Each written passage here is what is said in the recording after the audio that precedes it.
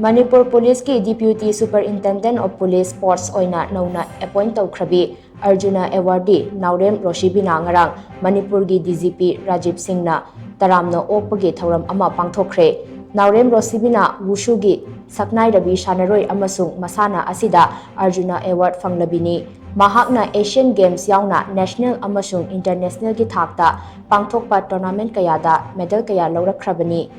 Kumja lising ani kun humdoi September da China gi Hangzhou da pangthokhiba 18 suba Asian Games da Naurem Roshibina na KG humpu gi Wushu Sanda event da silver medal ama phangduna laibab asigi mingchat purakhibani. Taramna okpagi thauram aduda DGP amasung Manipur Police ki maikaidagi mahaki punsida henna mai pakpa oireshanu haina yaifa mangol pikhi amadi Manipur Police na sanaroising asi lepa leitana yokhat khigani haina su phongdorakli.